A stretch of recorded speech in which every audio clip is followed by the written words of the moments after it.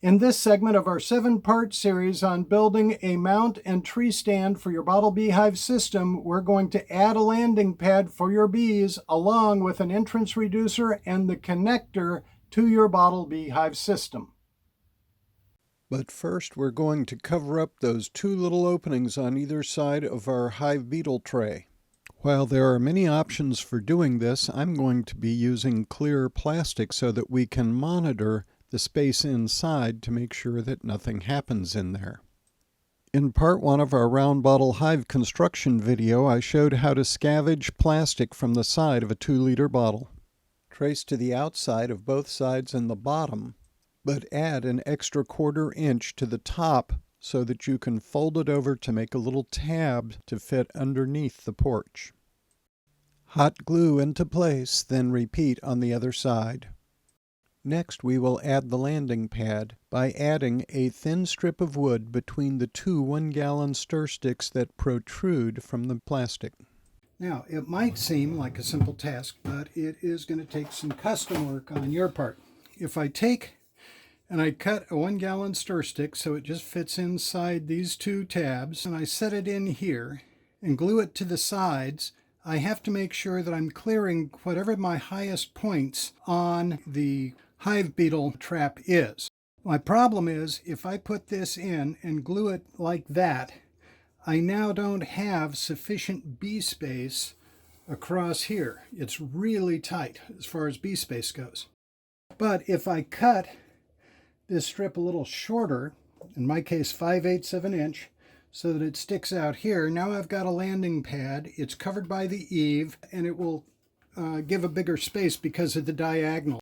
I'm going to slide my tray out a little bit until I can sort of find what I think is going to be the correct height for my porch. That fits pretty nicely and lets my tray slide in and out.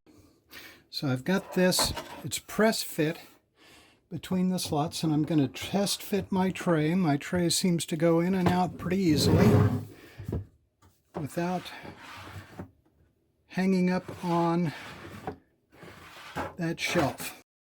So now if I look at my shelf, you can see there's a space here, but because of the diagonal, the space is bigger here. If I test with my 3/8 inch dowel, you can see that from here all the way over to here, I have pretty good spacing at 3/8 of an inch, my bee space. It's so tight, I can't even go the other 1/16 of an inch in here. So we're going to try that out and not worry about this side for the moment.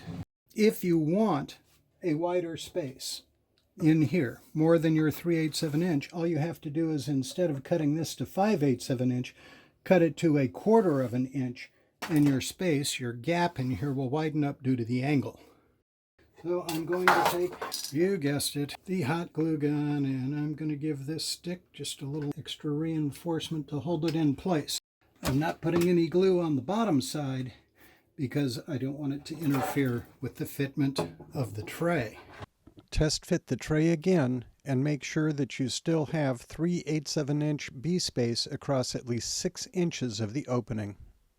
That brings us to our next topic, which is an entrance reducer. You put an entrance reducer in to reduce the width of the space that the bees are entering. It makes it easier for them to guard. So we're going to use the scrap that was left over from the stick that we just cut, and we're going to cut the entrance reducer to size. Where you put it might not matter in your case. In my case, I'm struggling to keep my bee space on this side over here. I want to make sure that my entrance reducer blocks that side, not this side. You could put it so it does the middle or whatever you want. So I want a 6-inch opening. I'm going to block this space over here. So I'm going to end up cutting this stick that width, and then I'm going to glue it in there to reduce the entrance size. So again, I'm test fitting my entrance with the 3/8 inch dowel. You'll notice it's pretty much open all the way over to my 6-inch spot.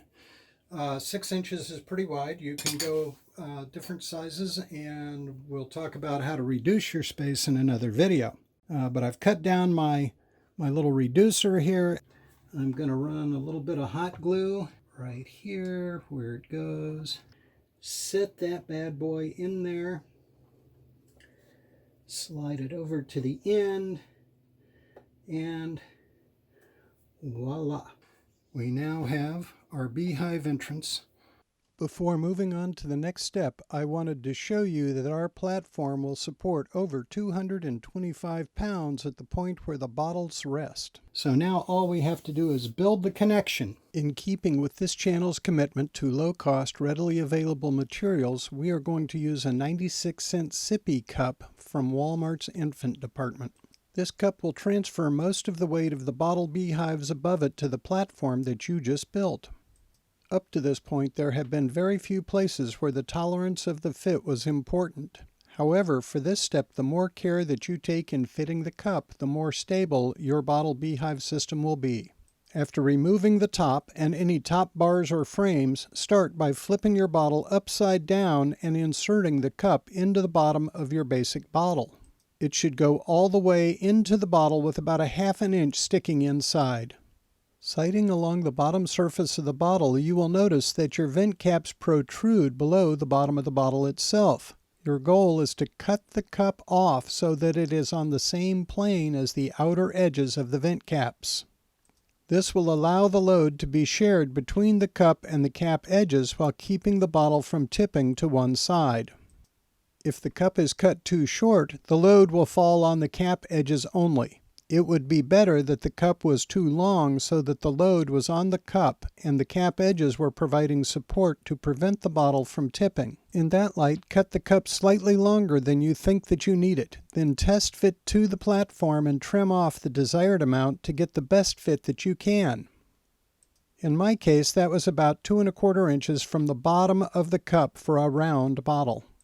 If it is too close to trim, then you can try to put a few shims under the cap edge, being careful not to block the airflow.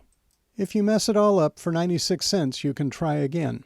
Once you are satisfied with the fit and stability of your bottle, center the cup over the hole in the platform and draw around the outer edge so that you know where it will go.